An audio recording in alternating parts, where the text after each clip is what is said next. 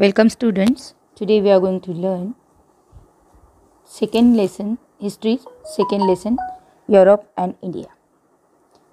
See Europe and India, how the European or the British people entered in our India and how they make the means that we saw the rise of capitalism, colonialism, imperialism. So today we are going to see some points. See imperialism of British East India Company in India. You can use your own book, page number 7. There was a competition among European countries for acquiring trade monopoly, means oneness in India. The British established British East India Company in 1600. We saw that to carry out trade in India. They want to make their trade in India. This company took permission from Emperor Jahangir. See, who was the emperor at that time in 1600? That time Emperor Jahangir was the ruler in India, and British East India Company want permission from the Emperor Jahangir. So that British East India Company established their first factory in Surat. So here Emperor Jahangir gives permission to establish the factory in India. The trade between India and England was carried out through this company. Struggle between English and French.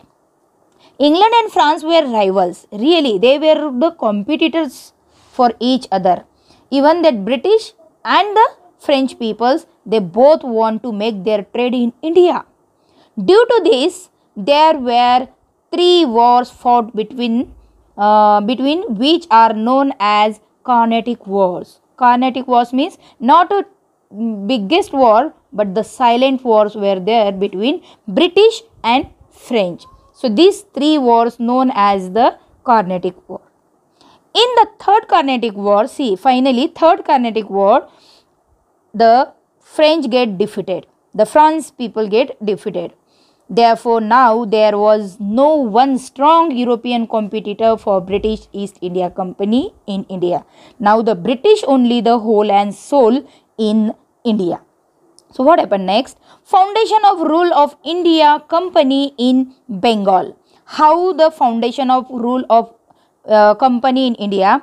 The Bengal province was one of the most prosperous province in India. Bengal was most prosperous because of the sea, the oceans, water and that all things. In 1756, Siraj Ud-Dawla, see, in 1756 in the province of Bengal, Siraj Ud-Dawla became the Nawab of Bengal. He was the Nawab that time. East India Company officers misused the trade concession obtained from Mughal Emperor. They obtained from Mughal Emperor. We saw that the Emperor give them, that Emperor Jahangir give them the means that to take, but the to take or to make their trade in the India. But British people took the advantages of that concession. The English built fortification around the factory, and they make the fortification as well as the compulsion, as well as they are going to use their powers in the due to factories at Kolkata without the permission of Nawab Siraj Ud-Dawla. And that's why Siraj Ud-Dawla captured the factory at Kolkata, and Siraj Ud-Dawla he captured the factory at Kolkata. And this action of Siraj Ud-Dawla make discontent in the England. And that time Robert Clive, see you can see the picture, Robert Clive diplomatically breeded Mir Jafar. Breeded means to give gift or money to someone, and here Mir Jafar he get gift and money from the Robert Clive, the commander-in-chief of Nawab's army, and the Mir Jafar was the commander-in-chief in Nawab's army, and also promised to make him the Nawab of Bengal. And then what the breeded, what the money, what the gift was given by the Robert Clive? If you are not going to fight against us, then we will make you the Nawab of Bengal instead of Siraj-ud-Dawla. Then Nawab Siraj-ud-Dawla and British troops met at Plassey. Nawab Siraj-ud-Dawla, he was the emperor that time, ruler of the Bengal, and that time the troops met in Plassey in 1757, Plassey.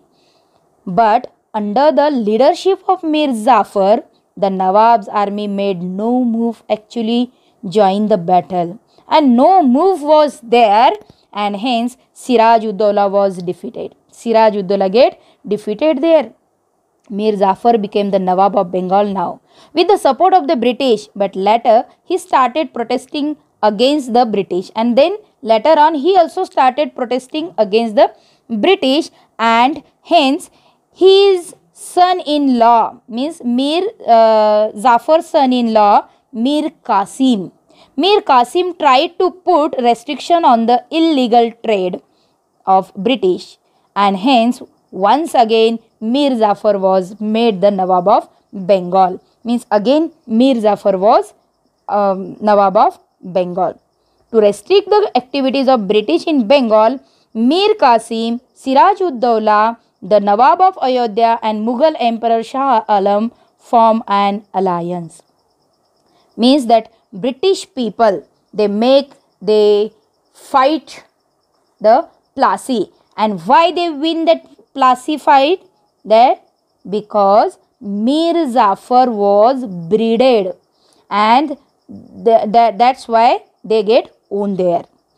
To restrict the activities of British in Bengal, Mir Qasim, Siraj-ud-Dawla, the Nawab of Ayodhya and Mughal Emperor Shah Alam and they formed their alliance, their group, their unity, and ran a campaign. In 1764, Battle of Buxar was fought, and then you can see the Battle of Buxar was fought.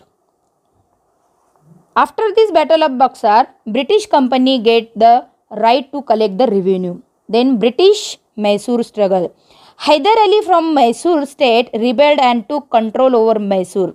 After the death of Hyder Ali, the Tipu Sultan, his son, was the ruler of the Mysore, and he fight against the British. At the end, Tipu Sultan died the Battle of Srirangapatna in 1799. In this manner, the British took control of the Mysore territory. Now see, British control over Sindh. Sindh means that Pakistan and Afghanistan side. To strengthen the British power in India, England or the British people turned their attention towards northwest frontier because the way was there. They feared that Russia might attack India through Afghanistan, and hence and because of that, the British started establishing their influence over the Afghanistan. Now they turn their attention towards the Afghanistan, because that was the way that the Russia can enter into India. So they get feared there. The British understood the importance of Sindh and hence captured it in 1843. 1843, British people captured the Sindh area. Now it is in Pakistan. Full of Sikh power. Then fall of Sikh power. Here you can see how the British people get one area, another area, then another area. They capture the areas. Now see, fall of Sikh power. Now they turn towards the Punjab. In the beginning of 19th century, the power in Punjab was in the hands of Ranjit Singh. Ranjit Singh was the ruler. After the death of Ranjit Singh, his minor son Duleep Singh came to the throne. Duleep Singh was the emperor now, means the ruler now. On his behalf, his mother Queen Jindan looked after the state affairs. So she was also included in that state affairs of the rural area, but could not keep control over the officers. But the officers were breded to the British people. They took lots of gifts and money from the Britishers. So taking the advantages of this situation, the British betrayed some of the Sikh Sardar, and the Sikh community thought that the British will attack Punjab, and hence they launched an attack on the British. So in this first Anglo-Sikh war, the Sikhs were defeated, and Sikhs were defeated again because of the brigade of some Sardars. But still Duleep Singh remained on the throne. But still Duleep Singh was on the throne. He was the ruler. But the growing impact of British over Punjab was not acceptable to the Sikhs. But Sikhs were not ready to accept the British power. Then Mulraj, officer of Multan, revolted against the English. Thousands of Sikh soldiers participated in the war against the British. Thousands of Sikh, because Sikhs were not satisfied towards the rulership of the British. In the second war, the Sikhs had a face defeat again, and even in the second war also Sikh get defeat again. In 1849, the British finally captured the entire region of Punjab. Entire Punjab. The Marathas were important strong rulers in India, we will see later on.